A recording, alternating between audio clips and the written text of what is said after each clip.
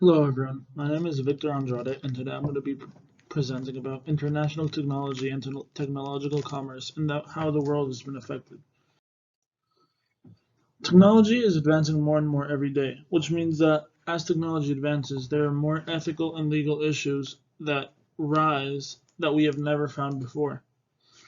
During this presentation, I'm going to be going over what are some legal codes that have been established around the world to battle for the users of those technologies such as VR, social media, computers, the internet. What are ethical dilemmas users and manufacturers face when developing and using technology around the world? And finally, how do different countries help to protect their consumers in both technology and the e-commerce world? On October 28, 2021, Facebook, which is now comprised of Facebook, Messenger, Instagram, WhatsApp, and Oracle, which is a specific reality company, announced that the entire company name, so all the social medias, will be now changed into one upper company called Meta. And this will shift the aim of formerly known Facebook into a virtual reality world, and they're planning to introduce a service called the Metaverse, which is a virtual reality social media. They first started getting into the social media world by acquiring Oracle, which is as said before, a virtual reality company. As you can see here, it's Facebook, Messenger, Instagram, WhatsApp, and Oracle will now all be joined across one company called Meta. So what is the so-called metaverse? As said before, it is a social media platform that will be all made through virtual reality.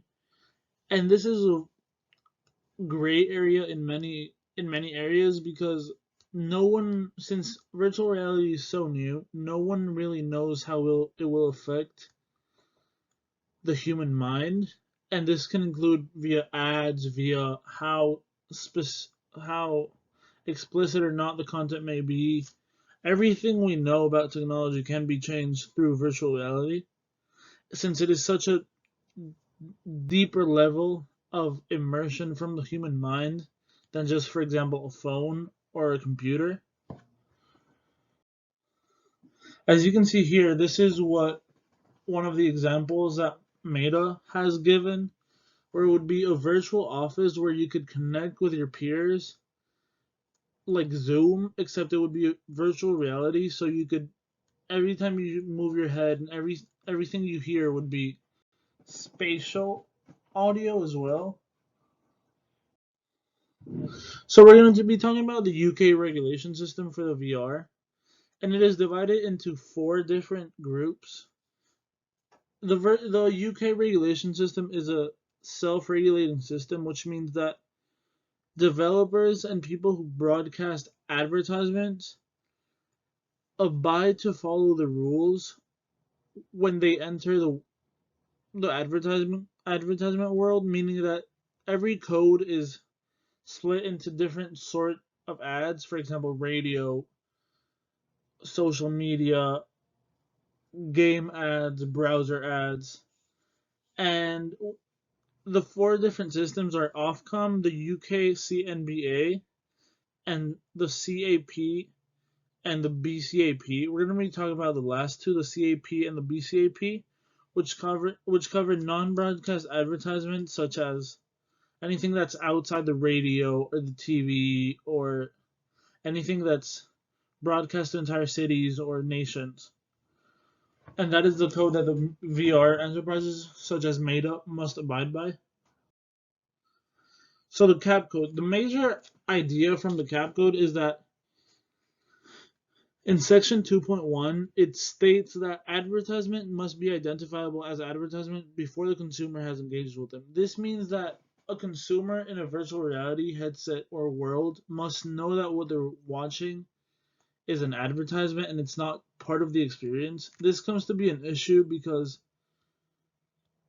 in virtual reality, developers will try and make ads as seamless as possible with the experience as to not interrupt the user experience. So they will try and implement them into ways that subconsciously affect the human mind but don't affect how the user perceives the entire experience as a whole. Okay, so now we're going to dive into international commerce. And we're going to talk about, first of all, what is international commerce? It's any, specifically international e commerce, it's any virtual shop or store that ships either nationally, such as in the US, or inside any other country, inside the same country, or internationally, such as, for example, Amazon would be an example of a national shop, which ships from Amazon warehouses inside the US into different cities of the US. But for example, Alibaba would be sellers that ship from China or India into the US or into different countries. It would be national sellers, national e-commerces, and it is divided into four separate parties: the buyer, the seller, the distributor, and the payment receiver. The buyer is anyone that makes the offer to buy an item. For example, if you buy something, it's usually just a single person or like a small mom and pop shop. So if you offer to buy something off Amazon, you would be the buyer. Or if a small restaurant offers to buy meat or vegetables from a farm, any given farm, they would be the buyers, and it's usually just a single person. Sellers and manufacturers is where it gets more complicated. It's sometimes the seller and the manufacturer are the same. For example, if the seller is the factory where you buy it from, the seller and the manufacturer would be the same. But for example, in the case of Amazon or drop shipping, the seller is the person who lists the item on a website, and the manufacturer would be the actual factory from where the seller is getting it from to ship it to you. In the case of Etsy, as seen here, it is a very it is not always clear as to if the user is the seller and the manufacturer or just the seller, because most of the times on Etsy the listing is made by the person who makes the items, but sometimes, as in the case of Alibaba or Taobao, it's someone that has a contact in a factory that will contact them. Once you process the payment and the order, the seller contacts the manufacturer and they ship it to you. And some payment receiver examples are PayPal, Venmo, and Cash App, which are the three major ones here in the US. With so many different e-commerces and international businesses around the world, there is no doubt that there are some ethical issues going on. For example, in the cases of sellers, the bigger countries that receive a lot of imports, such as the United States, might try and add taxes to them to avoid contraband, avoid scams, avoid wrongful products.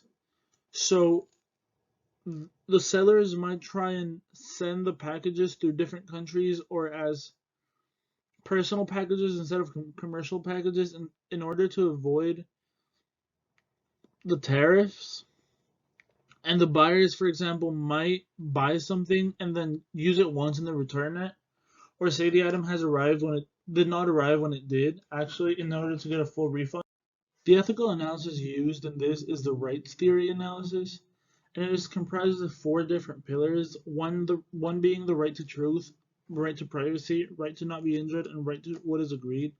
You can see that, for example, in the right of truth, consumers should know what the product is before using it and buying it, and this should be disclosed by the seller, as well as the seller should know what the consumer is willing to pay and do with the item beforehand.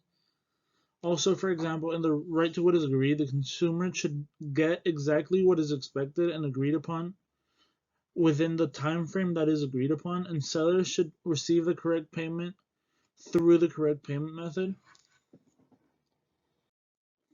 So the conclusion.